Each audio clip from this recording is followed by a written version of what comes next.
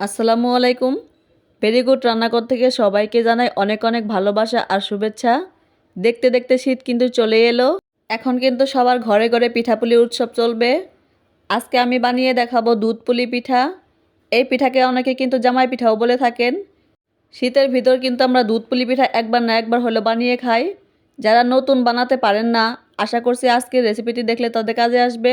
আমি খুব সহজভাবে কিন্তু পিঠার রেসিপিটি শেয়ার করব। আজকে আমার পিঠার রেসিপিটা যদি ভালো লাগে তাহলে ভিডিওতে অবশ্যই একটা লাইক দেবেন। আর আমার চ্যানেলে নতুন দর্শক হলে প্লিজ প্লিজ আমার চ্যানেলটি সাবস্ক্রাইব করে আমার চ্যানেলের পাশে থাকবেন, যাতে এরকম নিত্য নতুন রেসিপি আপনাদের উপহার দিতে পারি। দুধ পুলি পিঠাটি আমি কিভাবে তৈরি করি চলুন দেখে নেই। কড়াইয়ে নারকেল কোড়ানো দিয়ে দিয়েছি। এখানে দিয়ে দেব গুড়। আপনারা কিন্তু চিনি দিয়েও কিন্তু ভাজতে পারেন, আমি কিন্তু গুড় দিয়ে ভাজবো। এখন নারকেলের সাথে গুড়টা মিশিয়ে নেব। চুলার আঁচ লোতে রেখে কিন্তু আমি 4-5 মিনিটের মতো ভাজবো। 4-5 মিনিটের বেশি কিন্তু ভাজার প্রয়োজন হবে না। এই দুধ পুলি পিঠাতে কিন্তু নারকেলটা কিন্তু হালকা ভাজলেই হয়, খুব বেশি কড়া কড়া ভাজার কিন্তু প্রয়োজন হয় না। নারকেলটা আমার ভাজা হয়ে গেছে, এখন নামিয়ে ঠান্ডা করে নেব। চুলায় কড়াইয়ে পানি ফুটিয়ে নিয়েছি। এখানে পরিমাণ মতো লবণ দিয়ে দেব। চাউলের গুঁড়ি পরিমাণ করে কিন্তু আমি লবণটা ব্যবহার করব। এখন লবণটা মিশিয়ে নেব। ভাতের চাল আর আতপ চাল মিশিয়ে কিন্তু আমি গুঁড়ি করে নিয়েছি। এই গুঁড়িগুলো পানিতে দিয়ে দেব।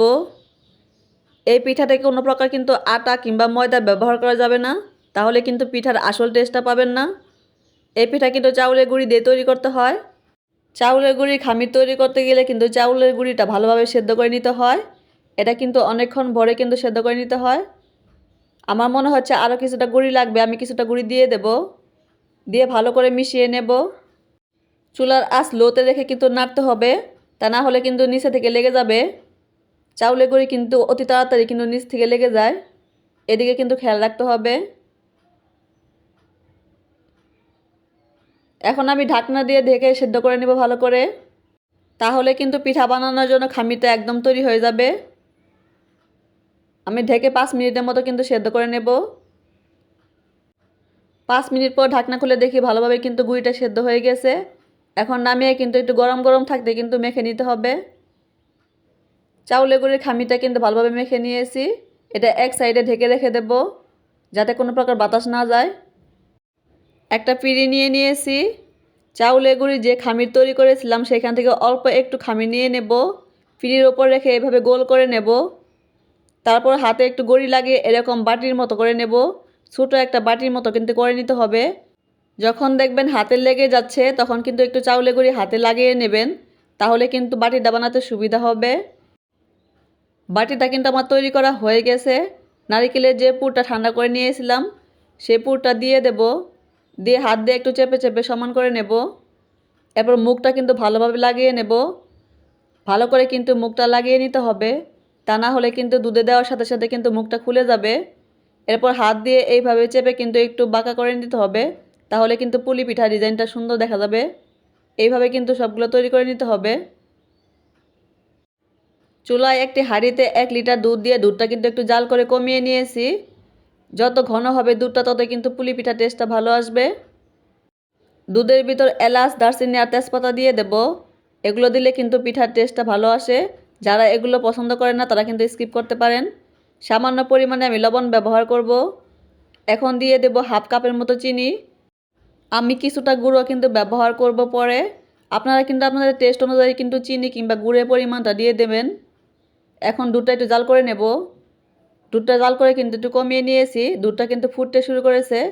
এখন একটা একটা করে পিঠা দিয়ে দেব। সবগুলো পিঠা কিন্তু একবারে দেওয়া যাবে না, তাহলে কিন্তু একটার সাথে একটা লেগে যেতে পারে। আস্তে আস্তে করে কিন্তু পিঠাগুলো দিতে হবে।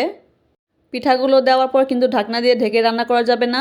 ঢাকনা খুলে কিন্তু রান্নাটা করতে হবে, তা না হলে কিন্তু পিঠাগুলো কিন্তু ভেঙে যেতে পারে।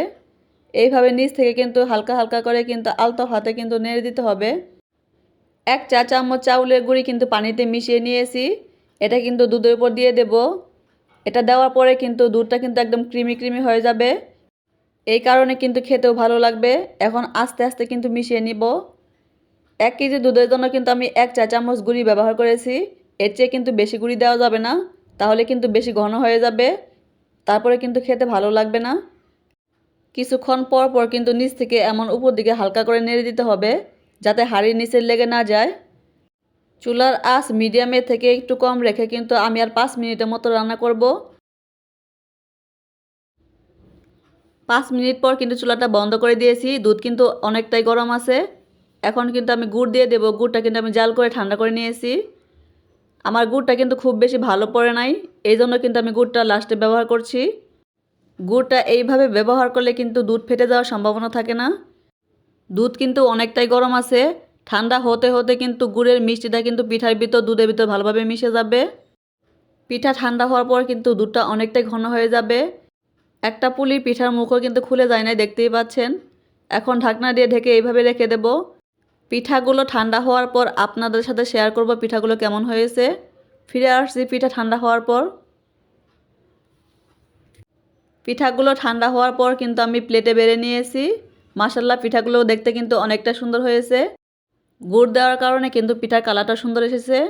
দুধটা কিন্তু এখন ঘন হয়ে ক্রিমি ক্রিমি হয়ে গেছে। আমার এই রেসিপিতে দুধ পুলি পিঠা একবার বানিয়ে খাবেন। একবার বানিয়ে খেলে কিন্তু আপনার বারবার খেতে ইচ্ছে করবে। নতুন রাঁধুনি যারা আছেন তারা মনে হয় একবার দেখলে কিন্তু পিঠাটি বানিয়ে নিতে পারবেন।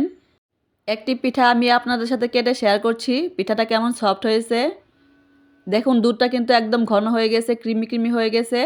পিঠাটাও কিন্তু একদম সফট হয়েছে। এইভাবে পিঠা বানালে কিন্তু পিঠা শক্ত হয়ে যাবে না। পিঠাটা কিন্তু ঠান্ডা হয়ে গেছে, তারপরে কিন্তু শক্ত হয়ে যায়নি। আজকের পিঠার রেসিপিটি আপনাদের কাছে কেমন লাগলো আমাকে কমেন্টে জানাবেন। ভালো লাগলে ভিডিওটি শেয়ার করে দিয়ে অন্যকে দেখার সুযোগ করে দেবেন। আল্লাহ হাফেজ।